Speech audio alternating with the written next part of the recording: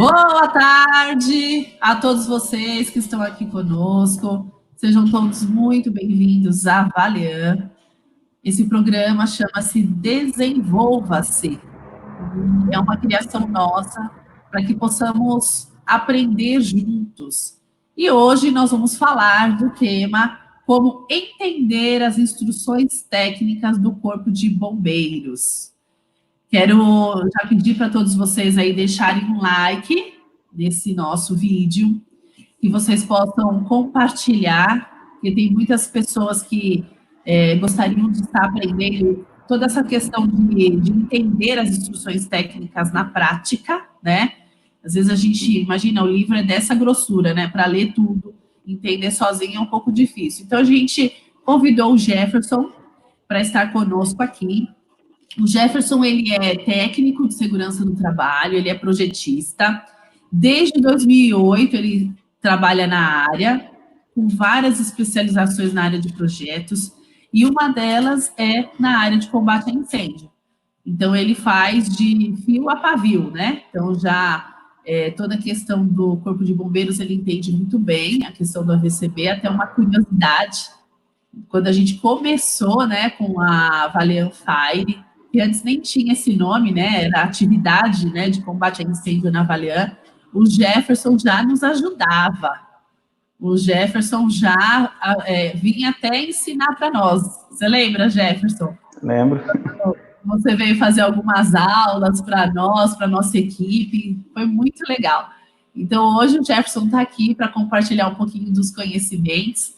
Eu quero convidar vocês que estão aí a curtirem, né, a Valian nas redes sociais, no Instagram, no Facebook, também no YouTube, que nós temos o nosso canal, o vídeo vai ficar gravado lá, então aí você vai poder compartilhar com seus colegas de trabalho, outras pessoas que você acredita que é importante, né, passar esse conteúdo. O Jefferson, ele tem uma sistemática um pouquinho diferente, então ele gostaria que vocês fizessem perguntas ao longo das explicações, para ele poder interagir com vocês. Então, ali no fundinho dele, ele já colocou um flip chart, que ele vai fazer algumas interações com ele também, né? Então, você não precisa esperar o final, não, para mandar suas perguntas. Você já pode mandar suas perguntas desde já.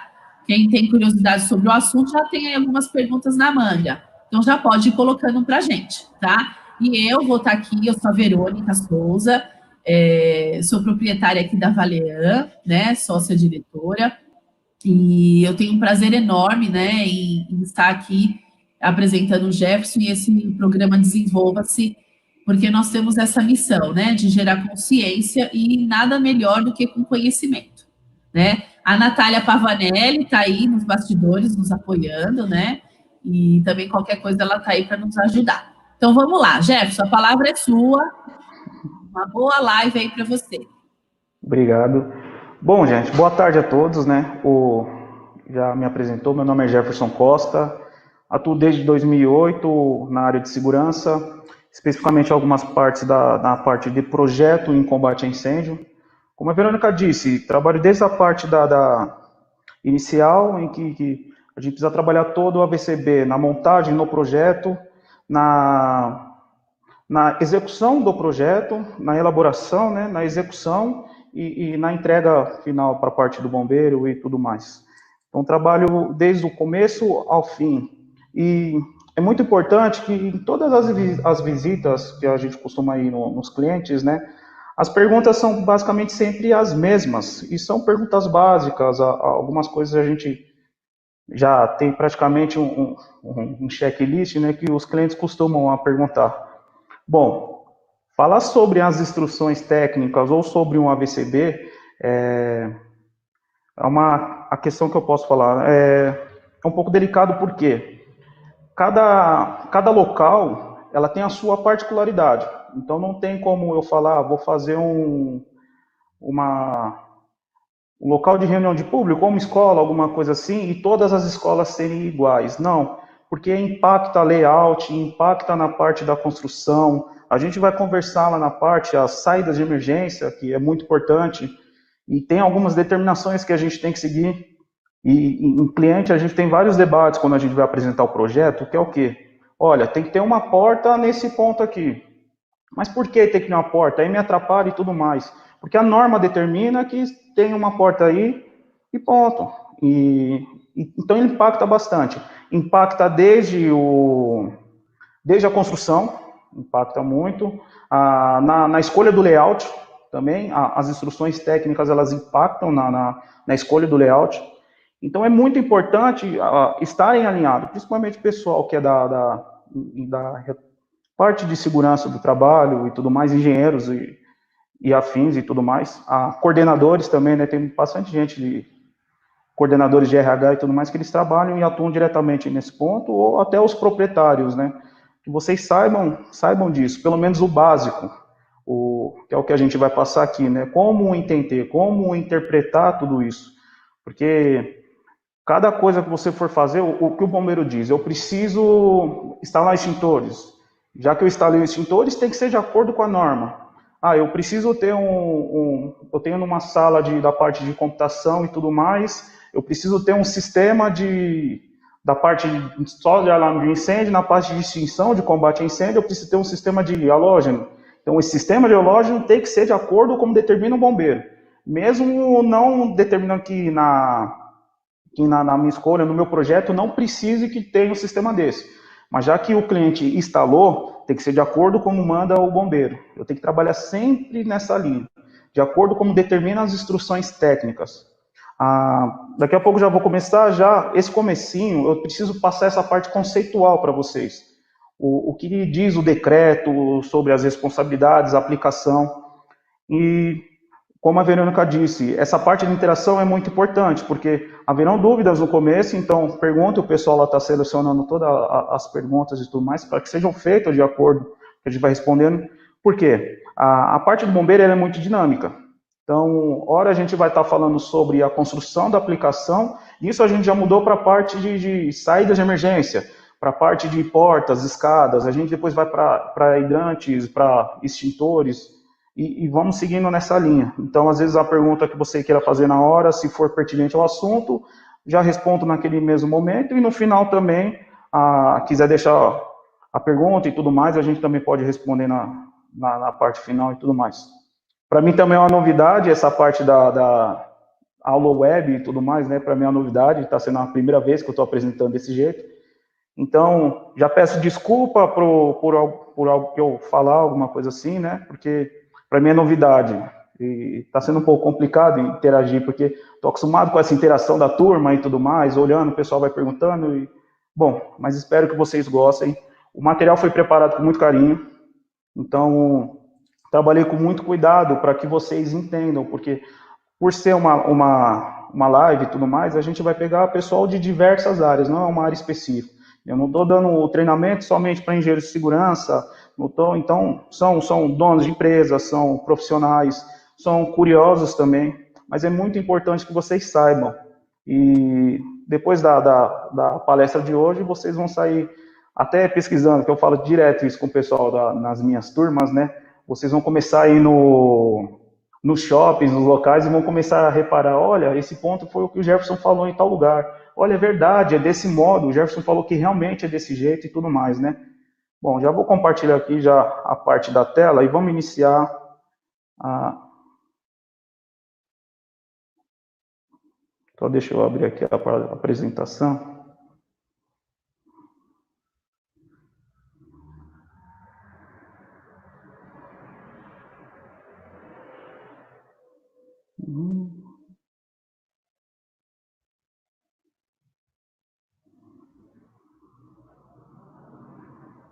Só um minutinho.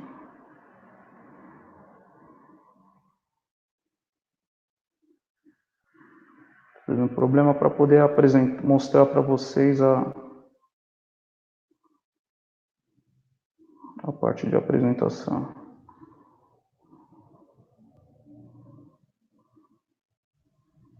Uhum.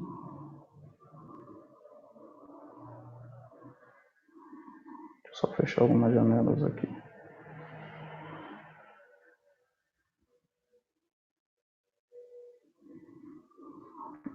Um minutinho a todos, que são problemas técnicos que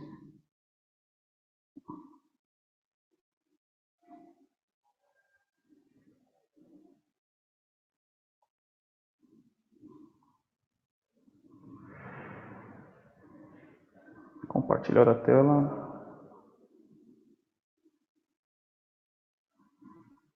Como é que está abrindo? Deu problema aqui no meu PowerPoint na hora de abrir. Tive que reiniciá-lo aqui para poder apresentar para vocês.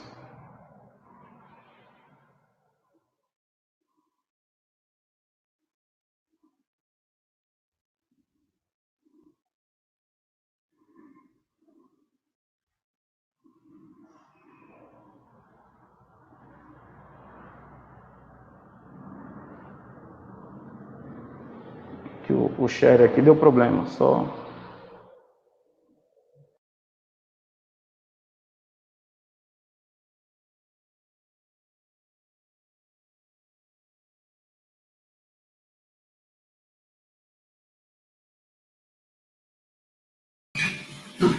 Oi, pessoal, vamos só esperar aqui que o Jefferson está resolvendo um problema técnico ali para fazer o compartilhamento da tela.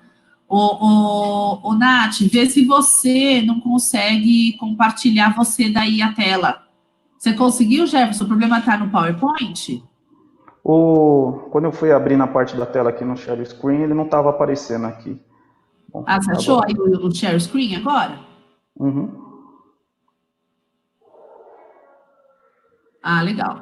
Assim que abrir aí, a Nath pode me tirar da tela. O pessoal vai aproveitando e dando seu like, vai mandando algumas perguntas aí que a gente já pode ir direcionando.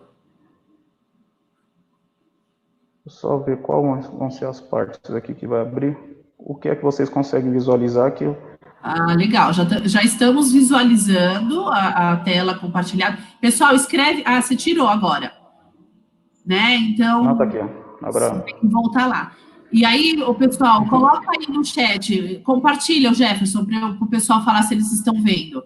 Vocês estão vendo aí a tela compartilhada? Escreve aí para mim, por favor, aí no comentários, se vocês estão vendo. Tá tudo beleza aí com vocês aí? Estão conseguindo enxergar? Deixa eu ver aqui o que o pessoal está colocando.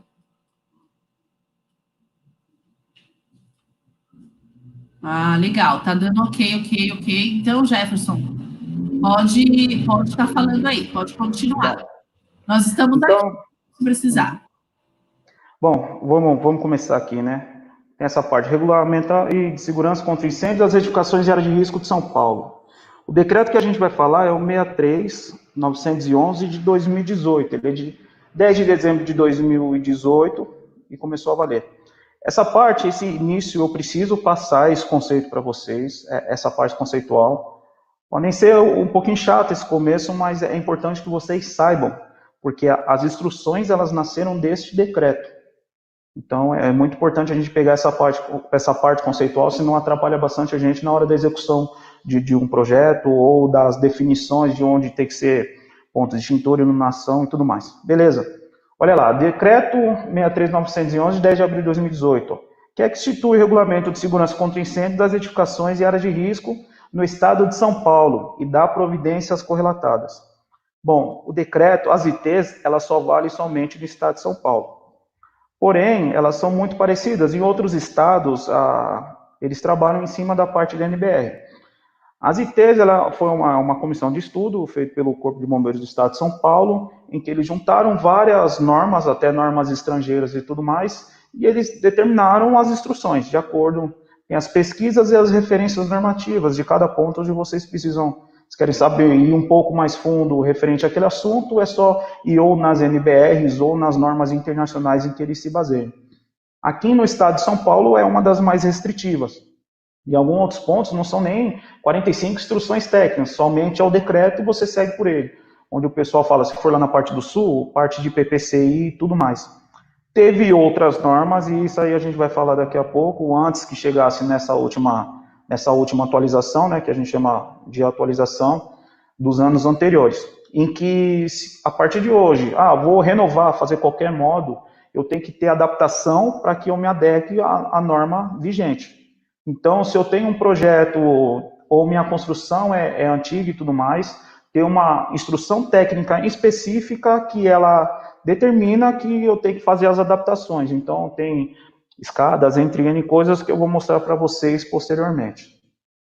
Vamos lá. Aplicação. Onde se aplica a parte do decreto, onde eu preciso do projeto, tanto simples, alguma coisa assim, onde eu preciso aplicar as instruções técnicas. Vamos lá. Na construção de uma edificação área de risco. Beleza. Reforma de uma edificação que implica alteração do layout. Quando fala essa parte da alteração do layout, são os layouts muito grandes e que torna ineficiente as minhas medidas de proteção. Que nem eu tenho algum sistema de hidrante, alguma coisa assim, mudei o layout de um local e esse sistema de hidrante não cobre minha área toda por conta da rota de fuga e tudo mais, por onde eu tenho que caminhar com as mangueiras e tudo mais.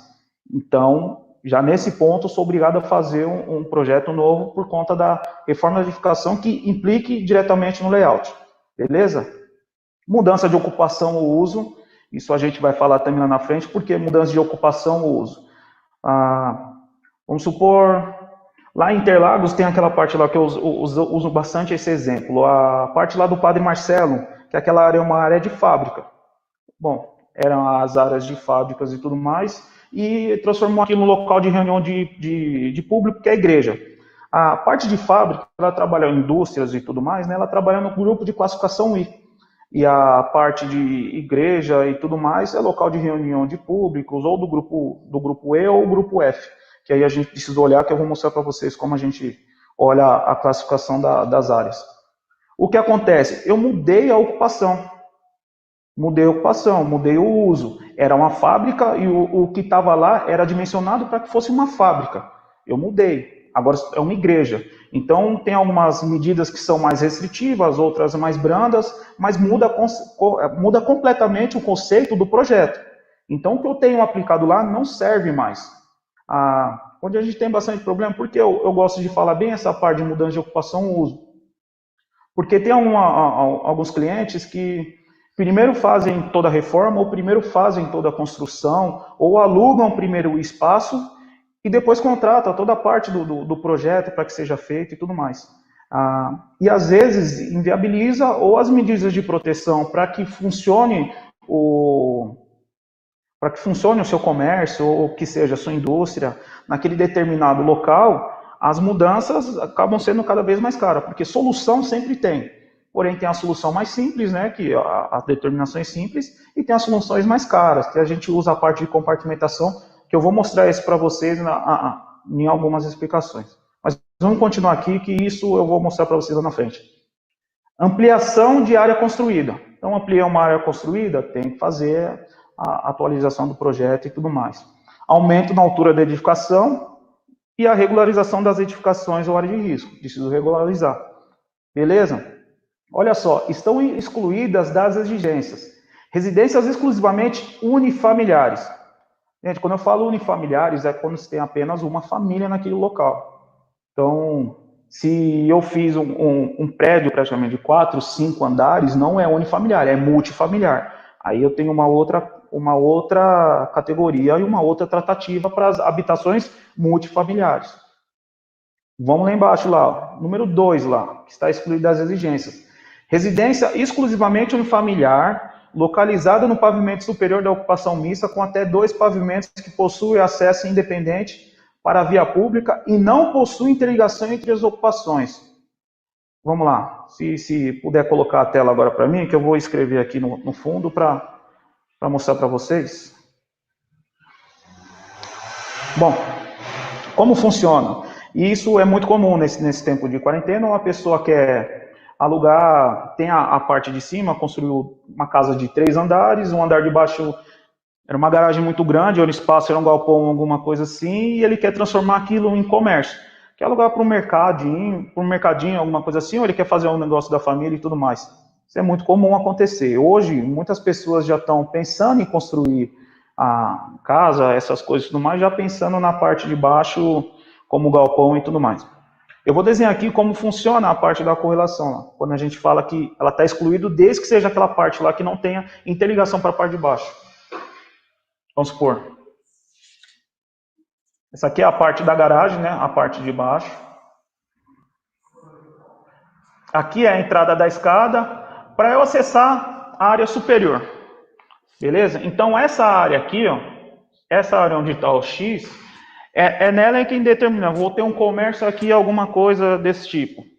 Se eu tiver dentro dela qualquer passagem que faça também eu ir para os andares superiores e tudo mais, eu sou obrigado a regularizar tudo, tudo. Então ela não fica exclusa de acordo com o que estava lá na parte da apresentação lá para vocês lá, que possui acesso independente para a via pública e não possui interligações e ocupações. Então ela não está excluída das partes das exigências. Então ela não fica excluída. Para que ela seja excluída das partes da exigência, se tiver alguma abertura lateral, alguma coisa assim, eu tenho que fechar. Essa parte tem que ser saída para o público e as saídas dos andares acima, saída para via pública direto. Aqui é a parte da rua e via pública. Então é desse ponto. Você pode ver que a gente trabalha muito a interpretação, desde o começo ao fim, e são pequenas palavras onde muda totalmente o contexto. Que nem quando a gente fala, unifamiliar é uma família, beleza? Vocês entendam bem isso daí. Multifamiliar é a parte que tem muitas famílias e tudo mais. Então, se eu construir um prédio de 4 andares, alguma coisa assim, se eu morar sozinho, beleza. Agora, se eu alugar os espaços acima, for determinado e tudo mais, sou obrigado a fazer projeto. Beleza? Quando eu falo a parte de projeto, é regularizar de acordo com o mando bombeiro. Não necessariamente precisar de projeto, mas isso é um assunto que, se a gente começar, normalmente eu demoro de 2 a 3 semanas para especializar o pessoal nessa área. Beleza? Vamos continuar lá na parte da apresentação lá. As responsabilidades. Isso é muito importante falar, referente à responsabilidade. Toda vez quando a gente faz o projeto ou determina alguma coisa, como tem que ser e tudo mais, o pessoal fala assim, o responsável ele já assinou, já fez tudo, já emitiu o RT e tudo mais, a gente está tranquilo. Não, porque olha lá, responsável técnico, ele adota, dimensiona, instala corretamente de acordo com as medidas do decreto. Então é isso que ele faz. Adotou, dimensionou e instalou. Ele tem as responsabilidades dele referente àquilo. Olha lá, proprietário e usuário. Utiliza a edificação de acordo com o uso para qual foi projetada. Lembra lá no começo que eu falei lá, imagine, era uma fábrica que virou uma igreja? Então eu não posso utilizar a parte da igreja e falar que eu estou protegido com o bombeiro, porque eu tenho um documento que diz que lá é uma área protegida e tudo mais. Por quê? Mudou a ocupação, mudou o uso. E a responsabilidade disso é de quem? Se caso dê algum problema, algo mais. Do proprietário e de quem está usando.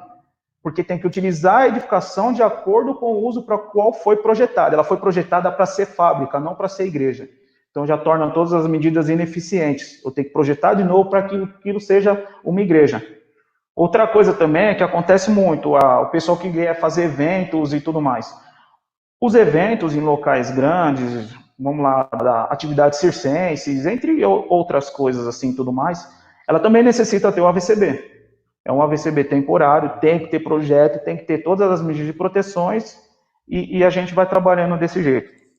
Olha lá, continuar. Realizar manutenção e teste periódico das medidas de segurança contra incêndio, exemplo local. Então tem que ter a manutenção, tem que ter os testes. Não é somente ter o extintor lá e deixar, você tem que testar. Não é somente ter o hidrante lá e deixar lá e não realizar teste nenhum, porque tem que ser protocolado isso daí. Foi feito o teste assim, assim, assado. Olha, os extintores foram feitas todas as medidas dele, anualmente, tudo certinho, de acordo com o manimetro.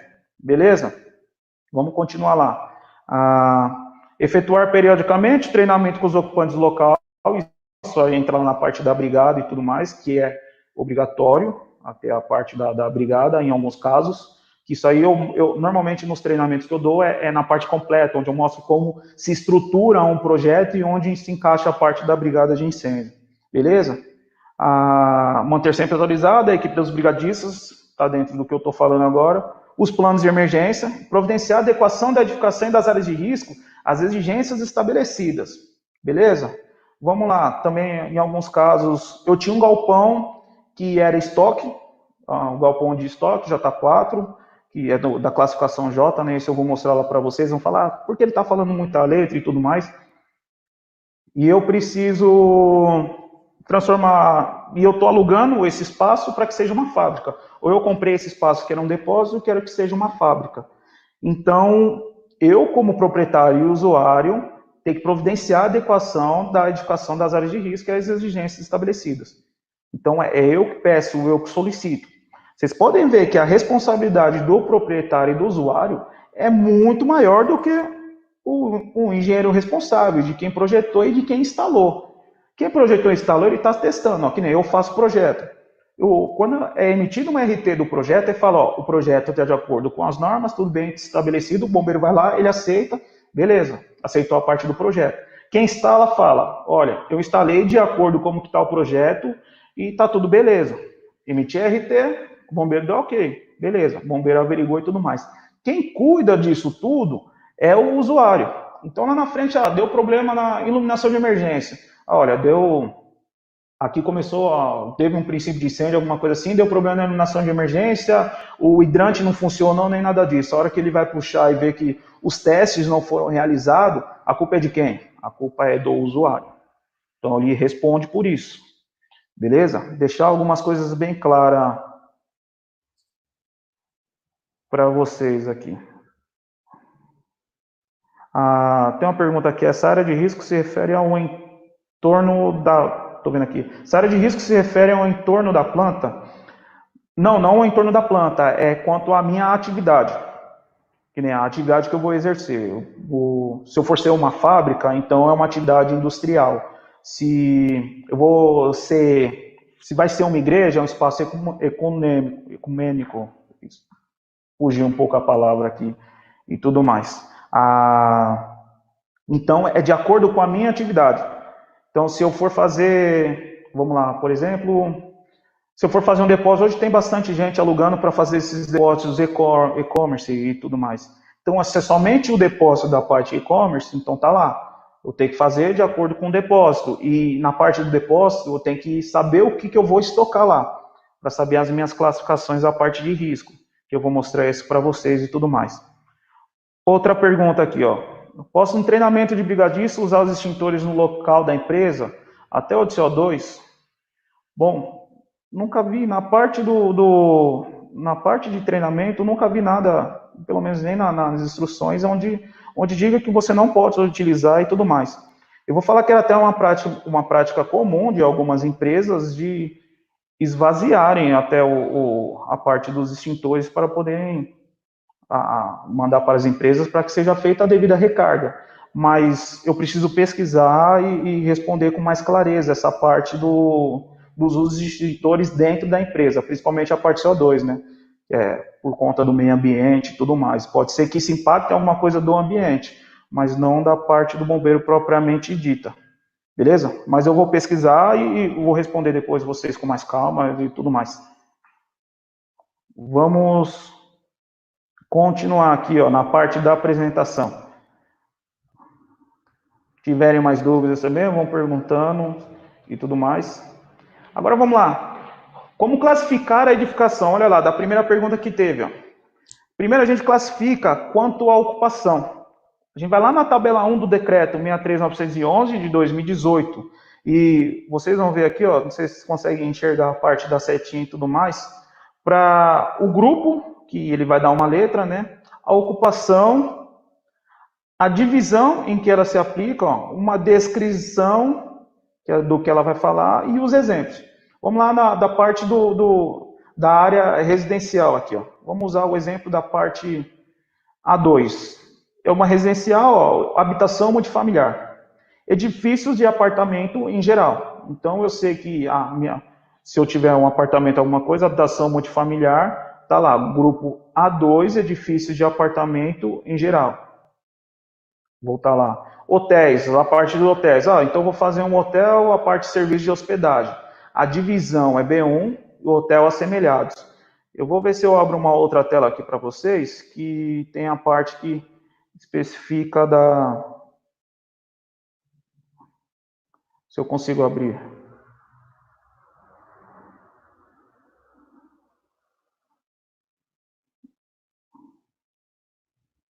Para vocês, deixa eu ver aqui no ponto. Se eu consigo abrir para vocês a tabela 1 completa para vocês diretamente na parte da instrução. Bom, eu não estou conseguindo, mas Vamos continuar aqui na parte da apresentação para eu mostrar para vocês. Então, vou lá, nessa tabela 1, então, referente ao grupo. Você vai ver lá, ó, ABC, tem ó, outros pontos lá e tudo mais, ó, se é na parte comercial, vai ter mais para baixo, parte de indústria, uma tabela bem grande, gente, que vai mostrar todas as partes das divisões. Sempre vai ser essas divisões, B1, B2, C1, C2, vai no grupo F, que é local de reunião de públicos, vai até F11, vai do F1 ao F11, então vai ter lá a descrição e os exemplos de onde você se encaixa. E pode ser que aconteça que dentro da ocupação tenham dois tipos de divisão. E se eu não tiver a parte de compartimentação e tudo mais, eu sou obrigado a ir pelo termo mais rigoroso, pela parte mais... E outro ponto também, quanto à ocupação, eu posso ir lá na instrução técnica 14. Vocês esquecem esse final aqui ainda da parte da carga de incêndio, que isso a gente vai determinar depois. Vamos lá. Pega lá, eu estou com dúvida ainda, eu não consegui descrever quanto à ocupação, eu não achei naquele ponto lá, eu não consegui deduzir certinho, estou com dúvida ainda. Então vai lá, abre lá o anexo A da IT14, ela te dá a parte inteira certinho. Olha, oi? Deixa eu só te interromper aqui. A gente não está vendo a tela. Compartilha aí a tela no chat, tá. Que a gente não está vendo, tá? A gente está mandando ali no private chat, aí você olha ali que a gente te avisa. Obrigada. Bom, desculpem. Consegue enxergar a tela agora?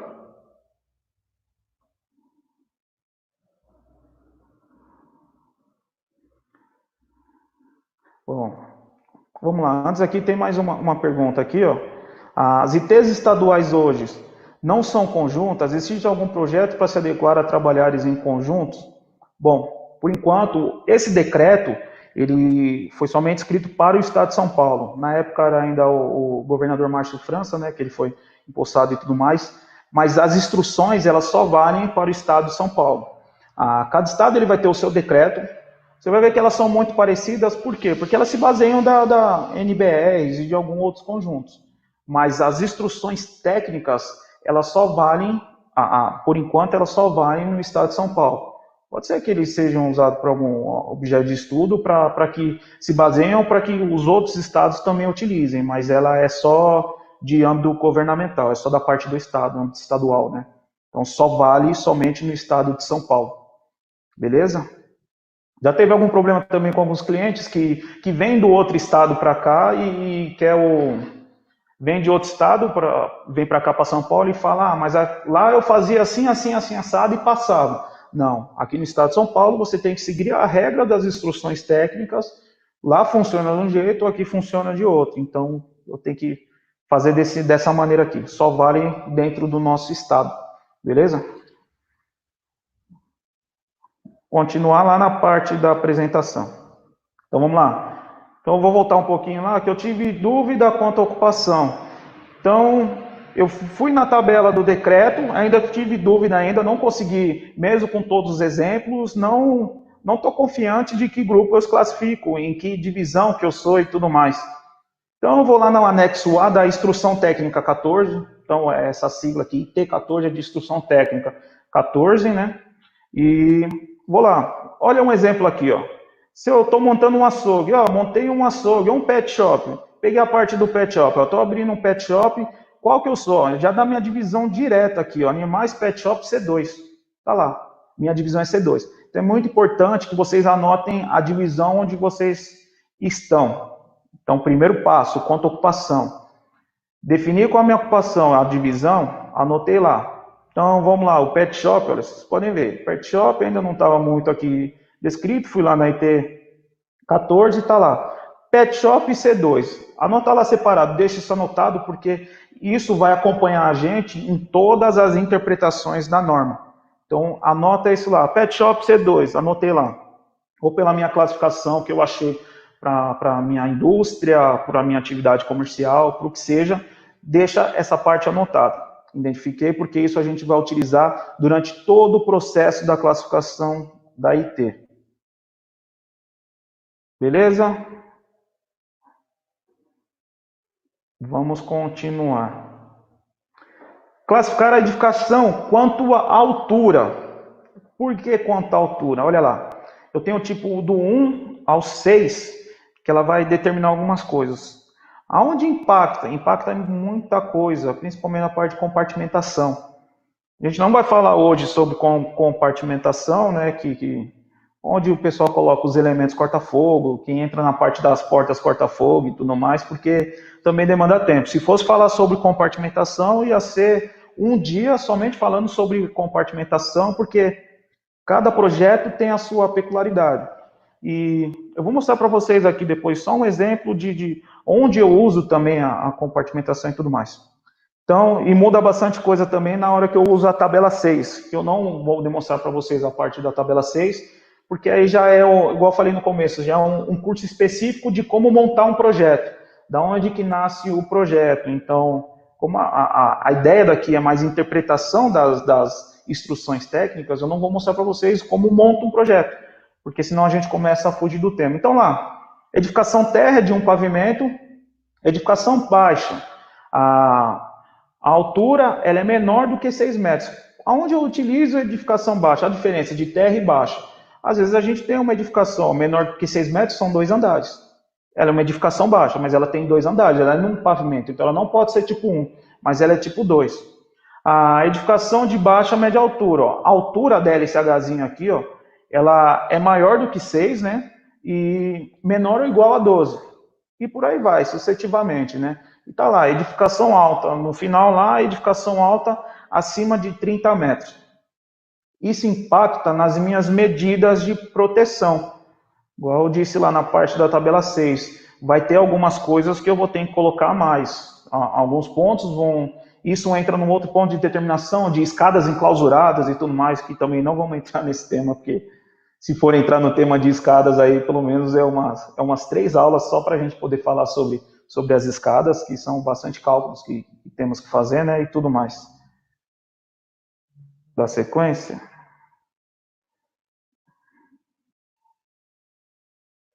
Aqui, ó, então lá, falaram aqui, ó. A IT de São Paulo e de Minas são compatíveis, o bombeiro lá de Minas Gerais, instruções técnicas. Eu preciso dar uma lida. Mas como eu disse, todas as instruções, elas são baseadas nas NBRs. Por serem baseadas na NBRs, elas são muito parecidas. E os procedimentos são praticamente o mesmo. Vamos falar sobre iluminação de emergência, ela foi tirada da onde? Foi tirada da NBR, que fala sobre iluminação de emergência. Então, é um procedimento padrão. Então, elas sim são muito parecidas. Porém, algumas têm algumas prescrições a mais, outras a menos do que as instruções da parte do Estado. Sim, elas são muito parecidas porque elas são baseadas nas mesmas normas, entendeu? Algumas são baseadas em algumas normas internacionais e tudo mais, pegam outros parâmetros, outras pegam de outros locais, então só muda, a base é sempre a mesma, a NBR. Porém, essas outras referências em normas internacionais que vai diferenciar uma norma da outra. Mas elas são parecidas por este ponto. E ficou bem explicado aqui para vocês. Vamos continuar lá. Então, até agora a gente já falou quanto à ocupação. Então, vocês anotaram lá a parte da divisão lá, anotei lá. Então, vi lá da parte do pet shop lá, que ele é da parte C2. Anotei lá, deixei lá anotado C2. Então, vocês só vão até a parte da divisão, enquanto eu falei. A carga de incêndio a gente vai falar daqui a pouco. Esquecem essa parte da carga de incêndio. Falar lá sobre a parte da altura. Então, vamos lá da altura. Então, é uma edificação terra, é um local somente embaixo, tipo 1. Anota lá. Então, lá, C2 e meu tipo de altura é 1. Você tem que anotar esse tipo aí, que é muito importante na hora da classificação. E quanto à carga de incêndio, esse é um dos mais importantes também. Olha lá, é a tabela 3 do decreto, que ela vai, o potencial de risco em baixo, médio e alto. O baixo é até 300 MJ por metro quadrado, aqui é a unidade de medida, né, da parte de incêndio, né, unidade calorífica que o bombeiro utiliza. Médio, que é entre 300 e 1.200 MJ por metro quadrado, e alto, acima de 1.200. Bom, a tabela 3 do decreto, ela só determina isso. Aonde eu vou achar a minha classificação? Olha lá, de novo, o anexo A da instrução técnica 14. Agora, sair dessa parte da divisão, está lá a minha carga de incêndio. Ó. Carga de incêndio, megajoule por metro quadrado. Olha lá, do pet shop que a gente já pegou, C2, a carga de incêndio é 600. Então a gente vai anotar lá, são 600 megajoule por metro quadrado. 600 megajoule por metro quadrado, onde está lá? Potencial de risco médio. Está lá entre 300 e 1.200. Tem alguns pontos, vamos supor, como é que eu faço o levantamento? Eu procurei nesse anexo A, tem um depósito, eu procurei nesse anexo A, e não tem nada nessa parte do anexo tabelado que se assemelhe ao que eu tenho no meu estoque ou no meu galpão e tudo mais. O que eu faço? Lá mostra, de acordo com o material, eu sou obrigado a calcular o poder calorífico de cada ponto. Aí você é obrigado a pegar a quantidade de material que você tem, o modo como você estoca e tudo mais, e você tem que fazer um cálculo de tudo que você tem estocado. É um tipo de informação que você tem que disponibilizar para o bombeiro, porque isso vai determinar a classificação da sua edificação e as medidas de proteção que vocês têm que tomar. Beleza? Então, se vocês abrirem lá a parte da instrução, da instrução 14, vocês vão ver lá na parte lá, pela carga de incêndio, e se eu não achar, lá no final da instrução tem um modo, deixa eu ver se eu consigo abrir aqui para vocês a parte da instrução.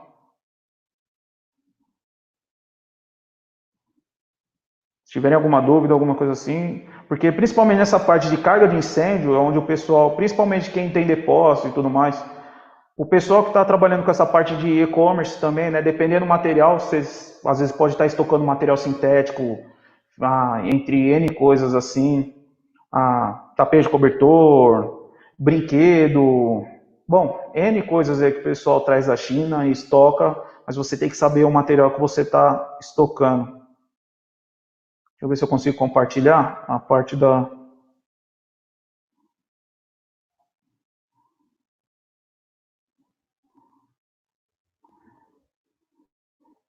Vamos lá, vocês estão conseguindo enxergar aqui a parte da instrução 14? Compartilhar a tela aqui para vocês. Como é que está aí? Vocês estão conseguindo enxergar a parte da tabela lá? Dá o joinha aí se vocês conseguirem estar...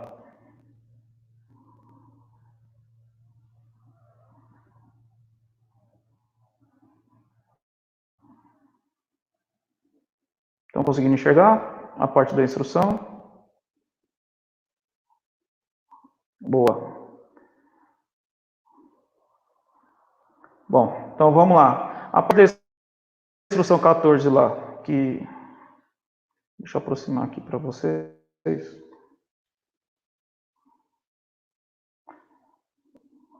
Olha lá, tem todas as classificações. Ó. Vou puxar um pouquinho para trás. Para que vocês venham bem. Olha lá, se meu ramo é industrial, ramo automotivo e tudo mais, ó, estacionamento, megajoule por metros quadrados. Então, vocês podem ver que a tabela tem bastante exemplos e tudo mais. Tem o ramo industrial. Quero mostrar para vocês a parte do depósito. Ó, específico por ocupação, que é na parte industrial. Ó, o que eu tenho lá? Ó, industrial, ramo de cervejaria, olha lá. É I1 por metro quadrado, então tá lá. Cereais, olha lá, é I3, 1.700. Então o risco é alto. Tá indo devagar. Para mostrar para vocês como eu calculo a parte dos depósitos.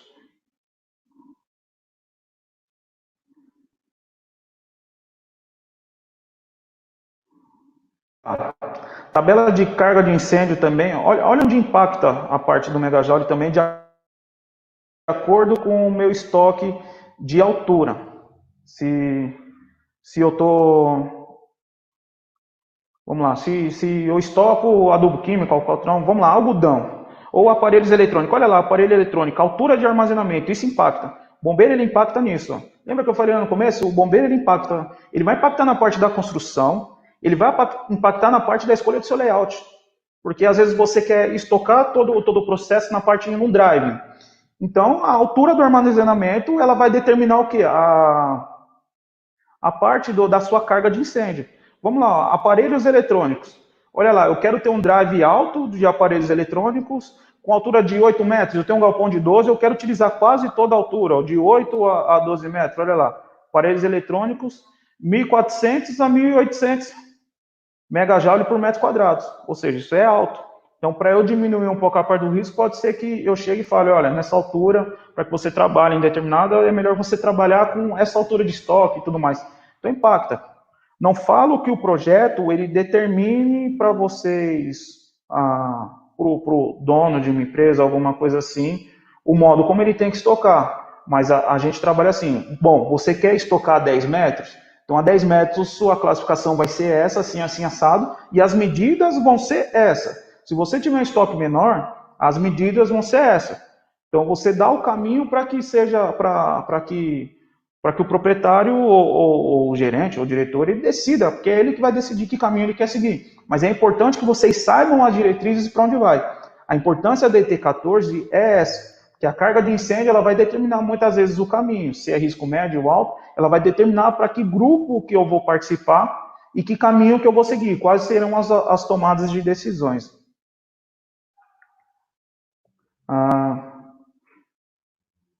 Vamos continuar aqui. Deixa eu só sair dessa tela e voltar para a tela da apresentação. Vamos lá. Quanto à carga de incêndio. Aqui eu deixei essa tabela, mas antes de falar da parte de edificações existentes, tem uma outra coisa aqui que eu preciso comentar com vocês, que é uma outra classificação que é referente à área. Olha lá, uma área, está aqui, ó. Uma área construída menor do que 750 metros quadrados e a área construída maior do que 750 metros quadrados. Isso vai determinar o quê? Que eu entre em projeto técnico simplificado ou entre em projeto técnico. Isso são as medidas que eu tenho que tomar, ou se eu vou trabalhar na tabela 5 ou tabela 6.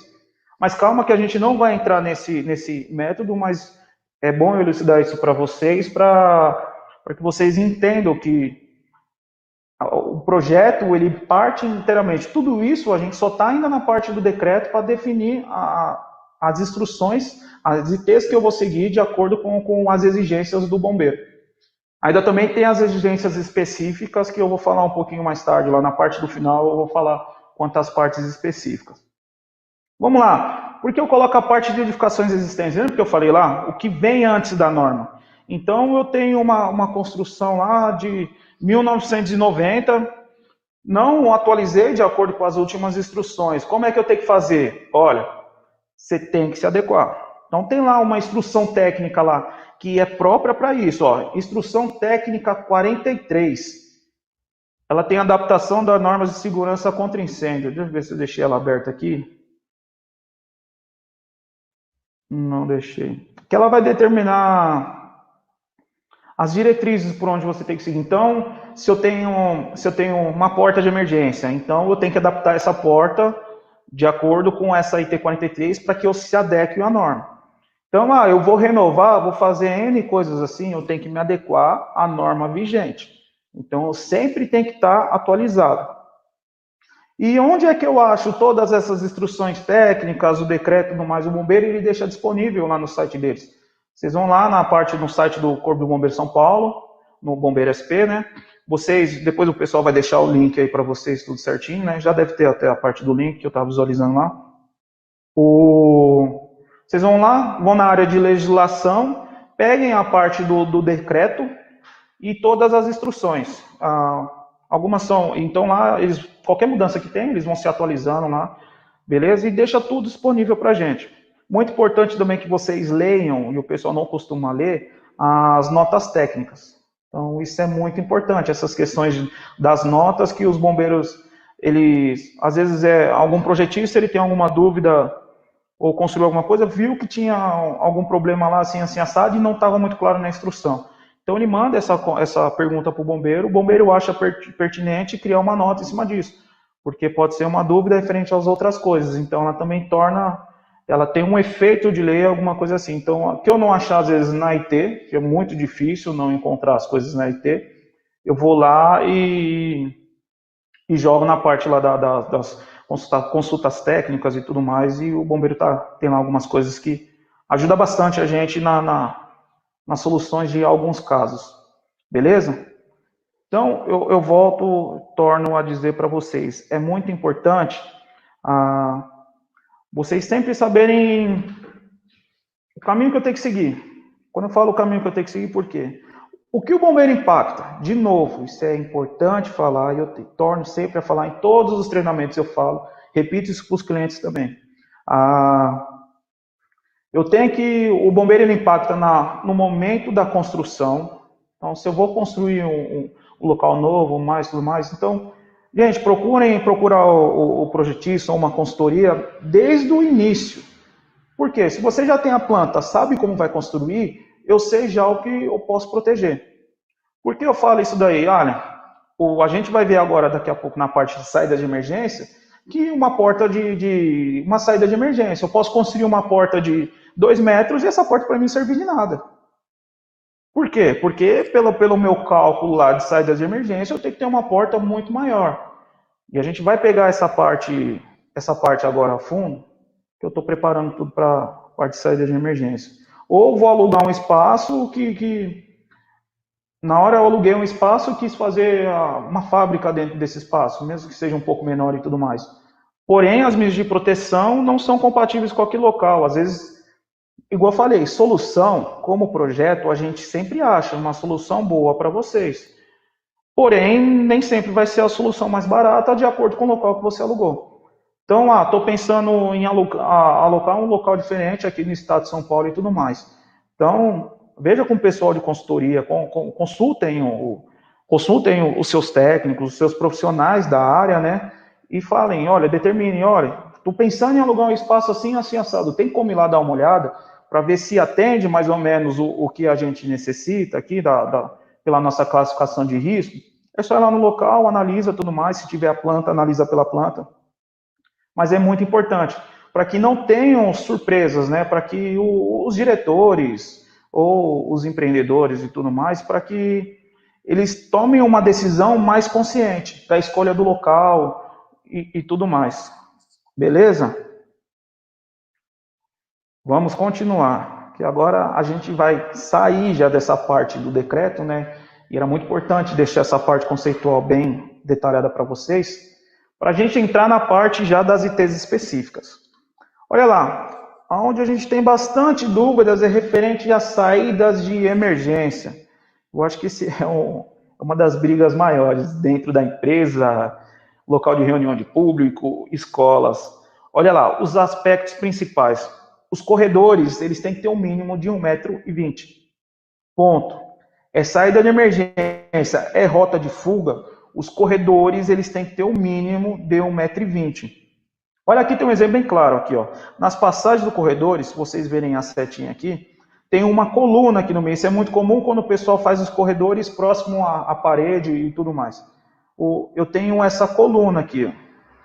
Eu conto 1,20 m da onde, ó? Do beiral da coluna para cima. Essa parte aqui tem que ter 1,20 m.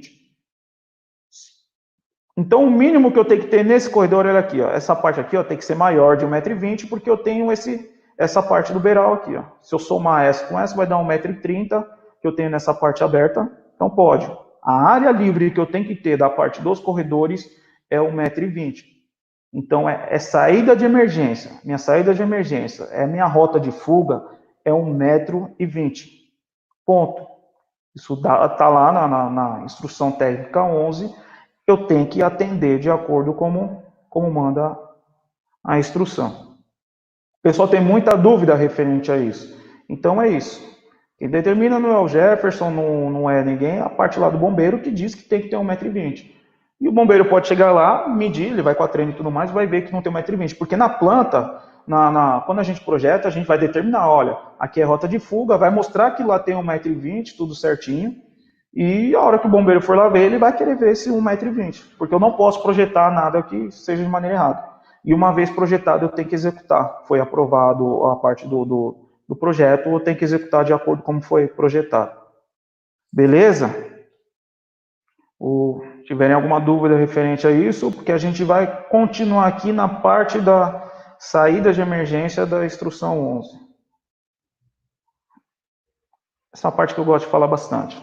Olha, portas, escadas e distância máxima a serem percorridas. São portas, acessos e tudo mais. As escadas a gente nem vai entrar muito, mas eu vou explicar a parte das portas. Por que eu explico sempre a parte das portas? Porque a pergunta que a gente mais tem quando projeta alguma coisa com os clientes é o quê? Pô, mas essa porta aqui vai atrapalhar totalmente o meu layout. Tem que ter ela aí? Bom, eu tenho. Eu tenho porque a gente faz esse cálculo aí, ó, que é o NPC. É um número o N ele é um número de unidades de passagens arredondado por um número inteiro e imediatamente superior. Então, quando eu fizer o cálculo das divisões, que a gente vai fazer aqui um exemplo desse cálculo, e der, por exemplo, 5,01. 5,01 é 6. É um número inteiro imediatamente superior. Então, 5,01 ou 5, nunca arredonda para baixo, sempre para cima. Ou 0,3 é 1, uma unidade de passagem. O P é a população conforme o coeficiente da tabela 1 do anexo A, que eu vou mostrar isso para vocês. E o C é a capacidade da unidade de passagem conforme tabela 1 do anexo A. Tá. Aí vocês vão perguntar, Jefferson, no que isso impacta para mim? Impacta em tudo. Vamos lá, tá aqui, ó. Tabela 1 dos dados para o dimensionamento da saída de emergência. Tem lá as nossas divisões e tudo mais. Eu gosto de usar muito o exemplo do grupo F, que é local de reunião de público, né? Então, olha lá. Só para mostrar para vocês por essa tabelinha aqui. Deixa eu ver se eu consigo abrir também a IT11 aqui para vocês. Só sair aqui da tela rapidinho.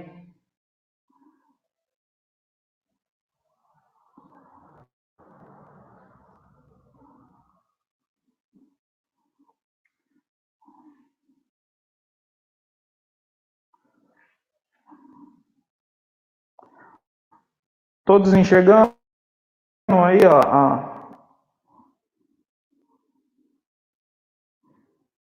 IT11.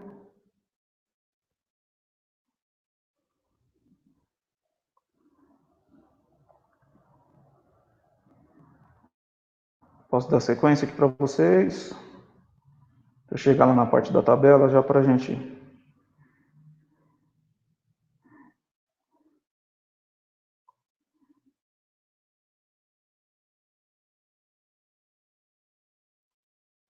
E agora, gente, é a hora que aparece mais dúvidas referente ao cálculo de saída e tudo mais. Bom, cheguei aqui na parte da tabela do anexo que eu queria mostrar para vocês.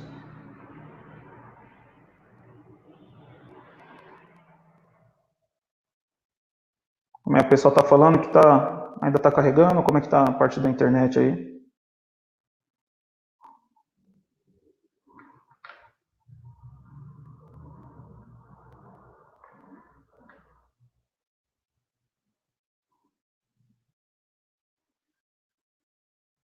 Apareceu aí?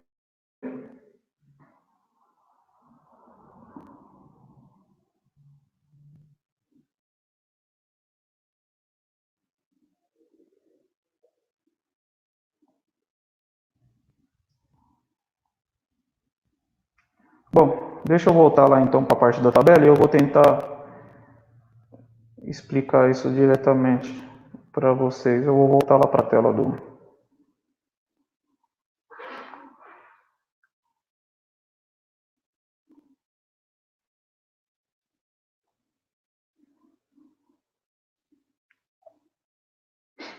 De eu voltar e eu vou explicar falando, a gente faz o cálculo aqui mesmo.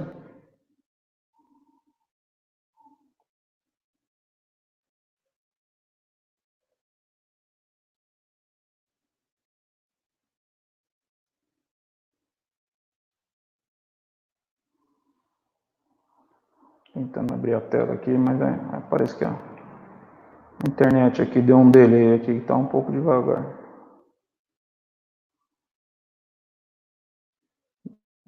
Abriu aqui.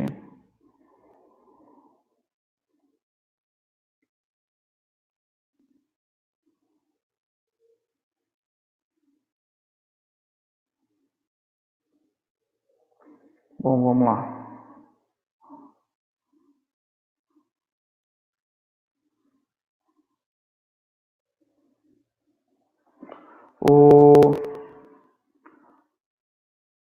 Todos enxergam aqui a parte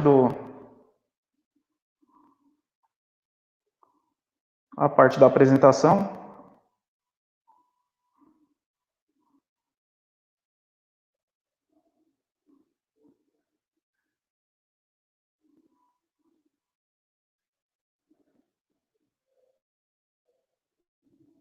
Já pus para compartilhar, não apareceu.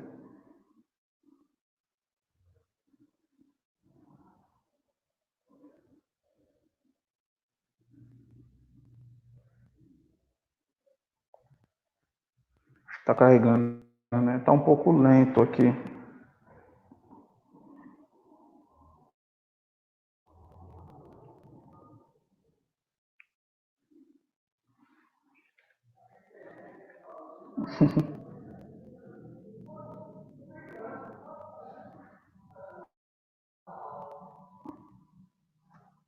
Bom, aqui ainda está carregando, gente. Então, só aguardar. Aí, carregou, né? Bom, vamos lá, continuando. Então, vocês estão me ouvindo bem aí? Estão ouvindo? Tá travando o som? Como é que tá?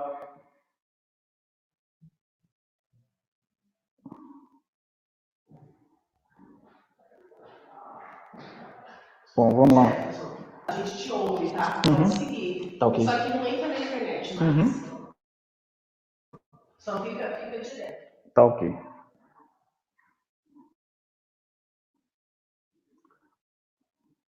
Bom, seguimos aqui. Vou voltar só um pouquinho para que vocês se lembrem. Olha, a parte lá do cálculo, que é o NPC, que a gente vai definir agora as portas de saídas de emergência. A quantidade de portas e tudo mais. E o resultado desse N é dado em UP, que são unidades de passagens, que eu já explico para vocês. Então, como é que eu faço esse cálculo? Vocês podem ver, primeiro eu vejo a parte da população. Voltando um pouquinho, a população lá, conforme o coeficiente da tabela 1. Então, eu pego a parte da população, olha lá. Se eu for do grupo E, ou do grupo B, aqui está aqui, ó, B. Então, a cada 15 metros quadrados de área, é o cálculo de uma pessoa da parte da população. Eu vou usar a parte do grupo F, que eu tentei abrir lá e acabou travando, que é uma pessoa por metro quadrado. Vamos supor que eu tenha uma área de 700 metros quadrados, e é uma pessoa por metro quadrado, eu vou dividir isso, vai dar 700 pessoas, minha população de 700. Eu já mostro isso para vocês, a gente vai fazer o cálculo. E é muito importante, o que eu vou calcular agora? São as portas, olha lá a parte das portas. Então a porta ela tem um número aqui, ó, que é a capacidade da unidade de passagem, que é o quanto de pessoas podem passar em um minuto, né? Aqui, ó. São 100. Então é o número lá, meu C lá, que é a parte lá de baixo, vai ser 100, se eu trabalhar nesse grupo B e tudo mais. O do grupo F, eu vou lá falar para vocês. Meu grupo F, deixa eu voltar aqui para... Vamos voltar para que eu possa mostrar aqui para vocês essa parte aqui. Todos conseguem me enxergar aqui? Sair um pouco da apresentação para mostrar para vocês. Então, reparem aqui, ó, na parte que eu vou fazer.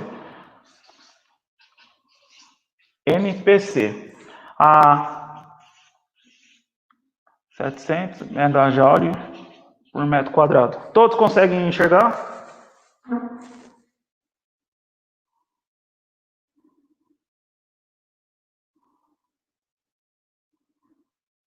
Um pouco da tela aqui. Todos conseguem enxergar aqui? Vão dando joinha se conseguirem enxergar. Olha lá. Então eu sou do grupo F2, meu grupo F2, Deixa eu só tirar aqui a parte. Eu tenho uma área de 700. Primeiro vamos falar referente à área. Minha área é 700 metros quadrados. Meu grupo vai ser o F2. Vou supor que é o F2. E no F2, o meu P é uma pessoa por metro quadrado. Então, para eu saber a parte do P, o que eu preciso fazer? É só dividir. 700. Vou dividir por 1, não deu 700. Beleza? Entenderam bem? Então, deu 700. Então, meu P aqui em cima, vamos seguir no raciocínio aqui. Vai ser 700. O meu C, de acordo com a tabela, o meu C da parte de portas é 100. Então, vai ser 700 dividido por 100. Corta, corta. Vai dar 7. Então, meu N é igual a 7 UP. 7 unidades de passagens. Deixou bem claro isso, eu anoto lá. São 7 unidades de passagem. Cada unidade de passagem, eu vou escrever aqui, ó. Uma UP equivale a 0,55 metros ou 55 centímetros. Então, vamos supor que no meu grupo F lá, local de reunião de público, eu aluguei uma área. Deixa eu só mudar a página aqui para vocês.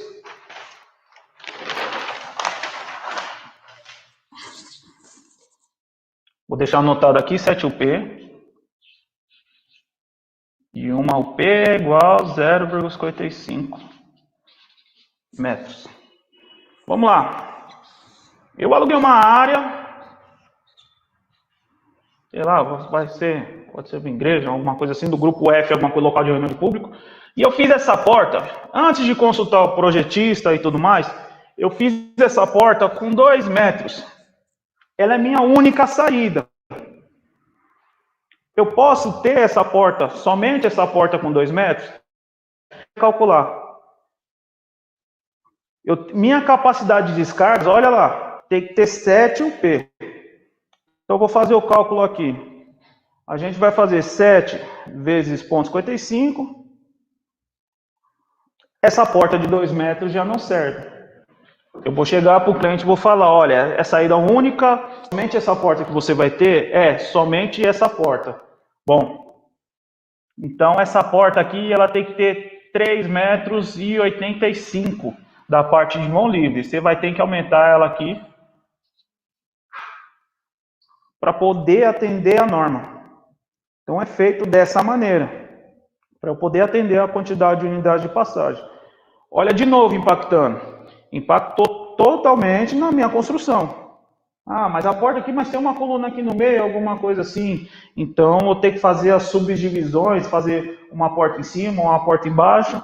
Mas o total de saídas tem que ser 7 unidades de passagem. Beleza, por enquanto? Aqui a gente vai continuar aqui nesse ponto. Que a gente vai começar a aprofundar um pouco mais ainda na parte de saídas de emergência.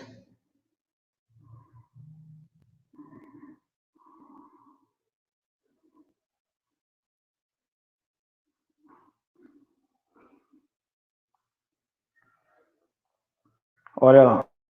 A gente fez toda a parte do cálculo. Isso, tem uma tabela 2 lá na instrução técnica 11, que ela fala sobre as distâncias máximas a serem percorridas. Ela diz o quê? Olha lá, eu não falei que eu sou do grupo F, olha aqui, ó, meu F.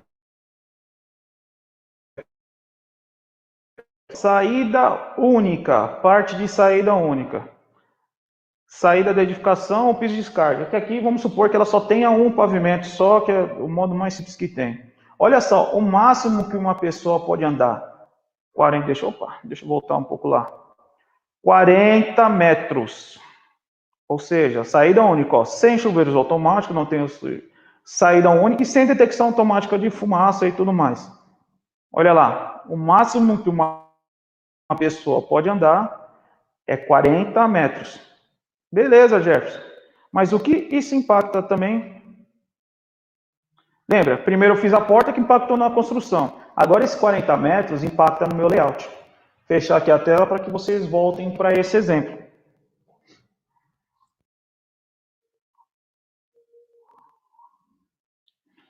Vamos supor, eu estou nesse ponto aqui, ó. Daqui para cá tem, vamos lá, 30 metros. 30 metros. Se for numa linha contínua, daqui para cá 30 metros, aqui está uma pessoa, né? Vamos lá, desenha uma pessoa aqui. Ela caminhando daqui até aqui, se for numa linha reta e tudo mais, ela tende a parte dos 30 metros. Porém, o que impacta a parte do layout, ó? Eu tenho aqui uma parte de estoque, eu tenho aqui uma outra parte de alguma coisa de estoque, alguma coisa assim, e vai atrapalhando. Aqui são meus corredores principais. Olha o que acontece, eu tenho que fazer todo esse caminho para chegar aqui. Esse caminho, ele não pode ser maior que 40 metros. Olha onde a gente impactou. A gente impactou de novo na escolha do layout. Quando a gente for falar com nossos diretores e tudo mais, vai pedir o quê? Olha, é melhor que o corredor seja nessa direção, para que o caminho seja por aqui por baixo e tudo mais. E a gente vai propor as soluções desse jeito. Beleza? De novo, só a parte das portas, escolhas das portas e rota de fuga, impactou na minha construção e na minha escolha do layout. Beleza? Vamos continuar aqui, utilizar mais um exemplo agora de unidade de passagem. Aí eu chego assim e falo, beleza, Jefferson, eu tenho o mesmo local.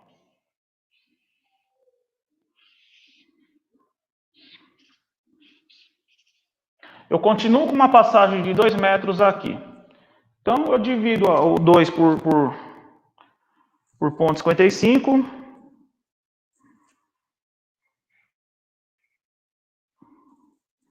Dá 3 UPs, mais ou menos. Então eu já tiro 3 UPs. Aqui ela equivale já a 3 unidades de passagem. Eu vou simplificar para vocês que vocês entendam. Então, ainda sobra 7 UP que eu descontei aqui, sobram 4. Quando sobram 4, eu vou fazer o cálculo de novo lá, que eu estou usando a calculadora aqui, viu, gente?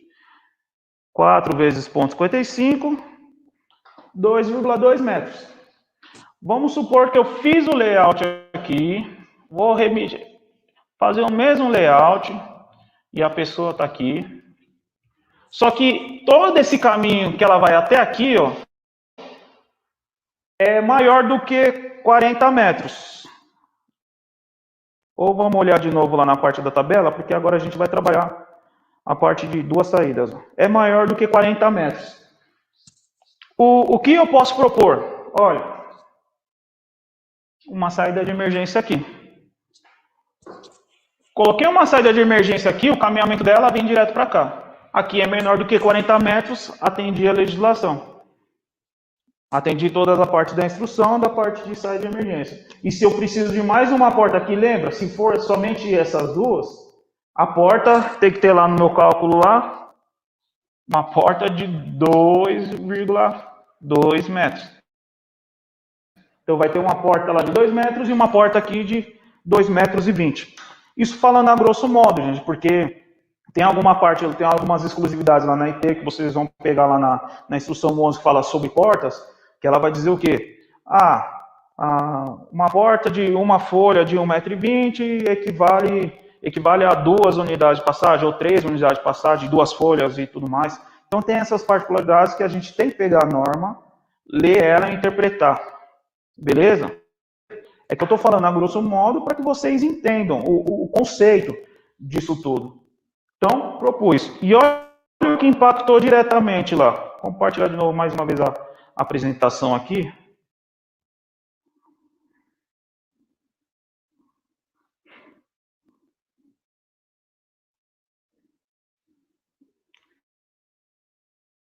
E hoje ganha. Todos estão conseguindo? Todos enxergando a apresentação aí? Me dá um ok para que eu continue aqui na...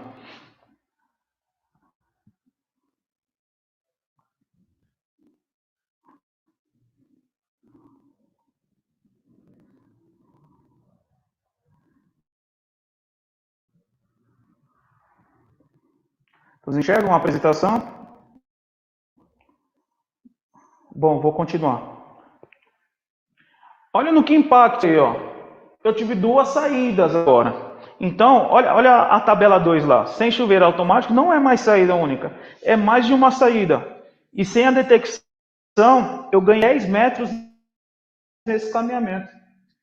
Então, onde eu caminharia apenas 40 metros, é 10 metros. Gente, isso faz toda a diferença. Às vezes, por 5 metros não atende. E hoje o sistema, a parte da apresentação para o bombeiro, você envia o arquivo, né, em DXF, alguma coisa assim, não me recordo o arquivo em si, mas é a base do DWG, que é o arquivo em CAD. E a gente envia para o bombeiro ele abre na hora e ele faz todas as medições ali para saber se o caminhamento é de acordo com o que determina lá. Beleza? Olha, então a gente ganhou mais um ponto. Outra parte que é particularidade, isso eu gosto de comentar também, deixa eu ver se vocês conseguem enxergar aqui a parte de baixo.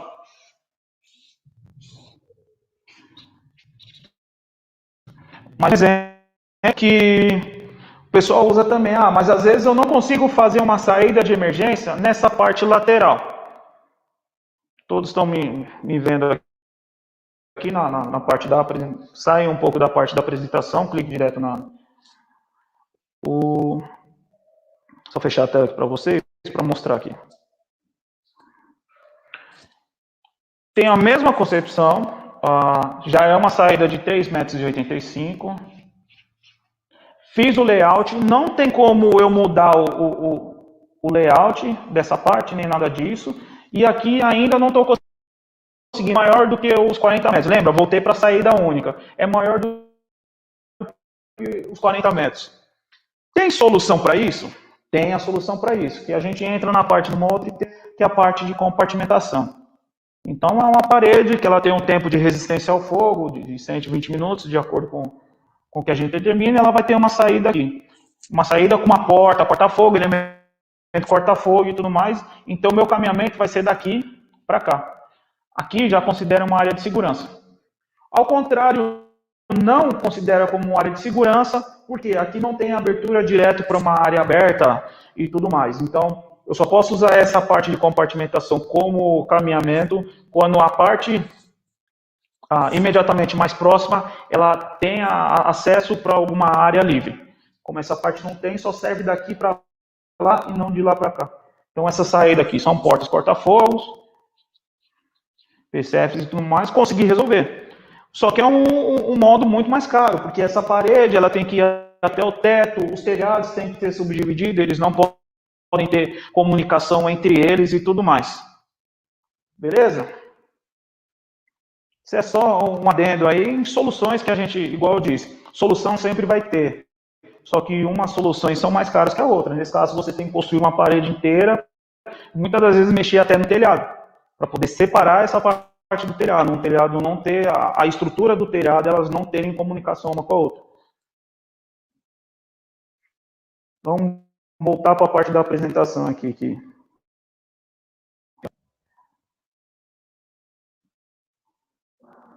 Até agora, beleza, gente? Como é que tá? Espero não estar indo tão rápido num ritmo tranquilo para que vocês entendam bem essa parte. Isso que a gente está falando agora é uma pequena parte de um projeto inteiro.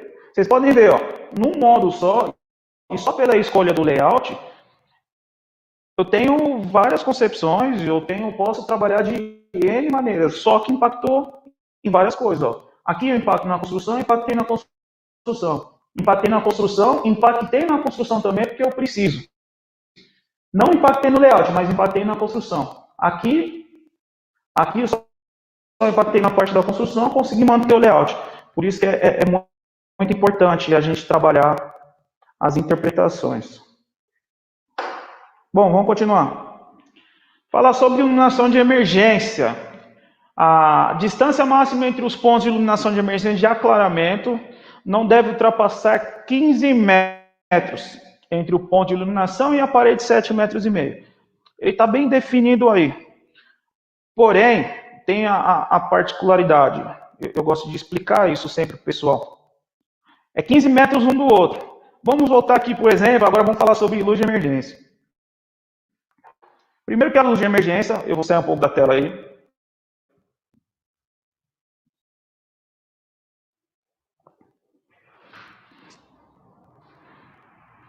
Bom, todos conseguem enxergar aí. A luz de emergência, ela vai ter aqui, ó, indicando a parte de saída, imediatamente acima. E vai indicar aqui a parte de luz de emergência.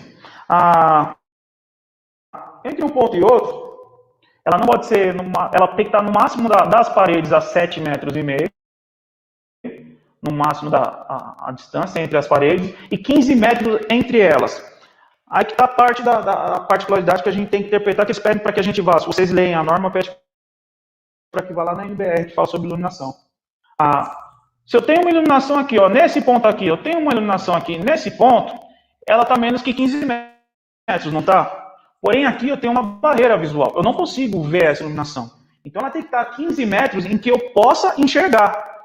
Então, eu tenho que chegar nesse ponto. Opa, eu estou fazendo a rota de fuga. Aqui tem uma curva e tudo mais. Eu tenho que enxergar um ponto de luz de emergência aqui, ó. Ou aqui. Mas eu tenho que enxergar. Daqui a aqui, ó, eu tenho que conseguir enxergar esses pontos. Então, eu vou fazer a curva aqui. Opa, eu preciso enxergar o próximo ponto. Se daqui ou desse ponto aqui eu não conseguir enxergar diretamente a ele, eu tenho que fazer uma segunda luz de emergência aqui. Por tem alguma barreira, alguma coisa assim. Então, o layout também impacta diretamente na minha escolha da luz de emergência. O pessoal que é profissional de elétrica e tudo mais, tem uns testes que são feitos, tem a voltagem máxima que eu tenho que trabalhar, tem quando a gente fala da parte do balizamento, que é o clareamento do balizamento, tem a quantidade de lux que eu tenho que ter no chão, tem na NBR os testes que são feitos e tudo mais, os procedimentos e as tensões de trabalho e tudo mais, como eu disse. Então, a gente tem que tomar muito cuidado quando faz a parte do projeto que subtende que a gente viu todos esses pontos e o modo como as luzes trabalham. Beleza? Vamos voltar para a parte da apresentação, que já está chegando ao final, gente.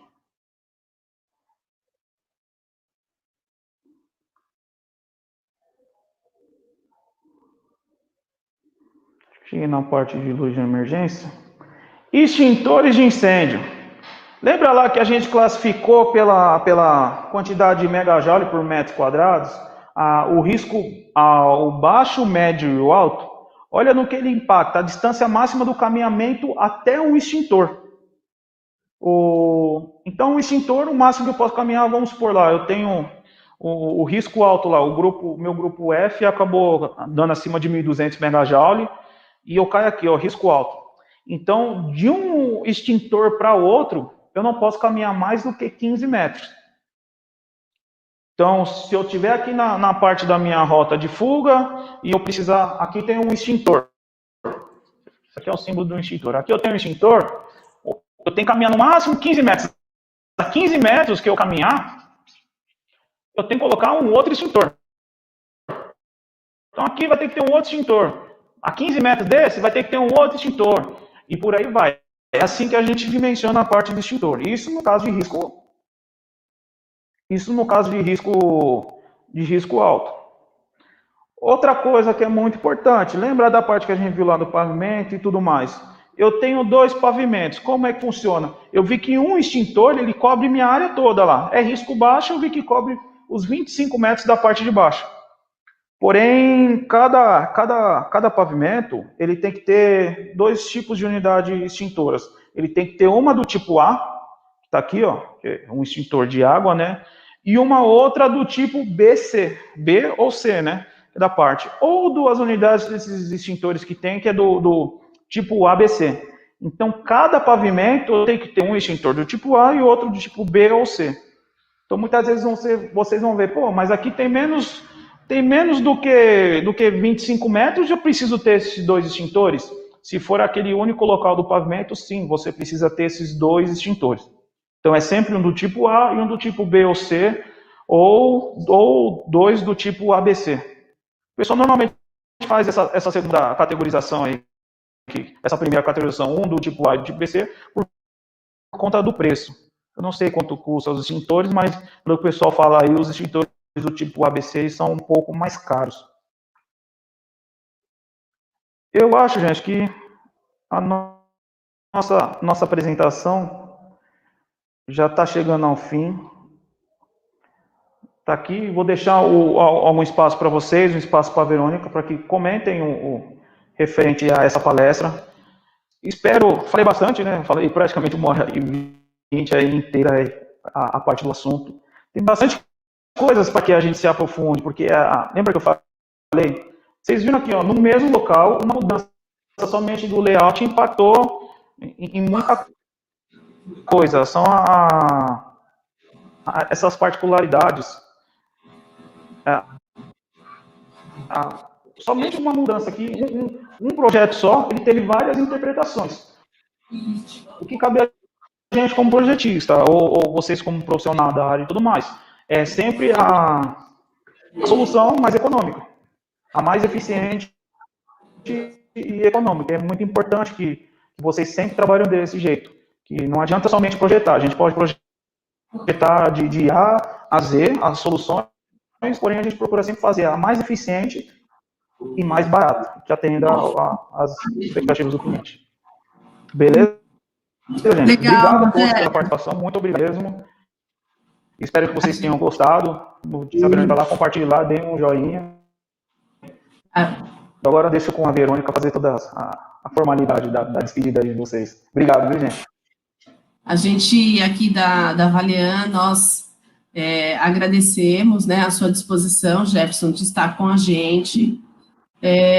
Aí no finalzinho a gente teve algum probleminha aí de sinal na internet, mas eu até lancei uma proposta aqui para o pessoal, e escrita, mas agora eu vou falar aqui, da gente fazer aulas semanais, das ITs especificamente, até esgotar o assunto. E aí eu pedi para o pessoal comentar se acha interessante, se esse horário estaria legal, porque a gente também vai perguntar isso no grupo Desenvolva-se, lá no WhatsApp, para a gente ver se o pessoal topa. E aí você topa, Jefferson, e está aí orientando o pessoal, e a gente muda você de local, a gente melhora a internet. Porque quem sabe faz ao vivo, gente. A gente vai melhorando, né? Kaizen aqui na Valean, melhoria contínua, né? Então, assim, em primeiro lugar, Jefferson, muito obrigado novamente pela disposição. Muito obrigado ao pessoal que nos assistiram, né, que estiveram aqui para se desenvolver. O programa Desenvolva-se foi elaborado para você, de fato, para te desenvolver enquanto profissional. Os assuntos tratados aqui são técnicos, né? Então, são assuntos que realmente requer uma atenção maior, né? E o Jefferson trouxe uma dinâmica um pouco diferenciada, né, em relação à forma de explicar, e aí tenho certeza que o pessoal pôde interagir.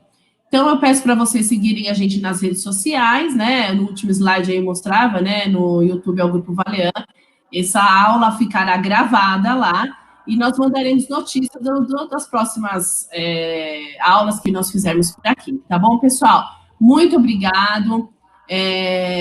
Fiquem com Deus, uma excelente semana, e que nós possamos aí proteger as vidas e os patrimônios, fazendo um bom trabalho aí na questão do sistema completo de combate a incêndio. Nós temos aí a unidade Valean Fire e estamos à disposição de vocês para o que vocês precisarem. Um abraço, até a próxima. Tchau, tchau, pessoal.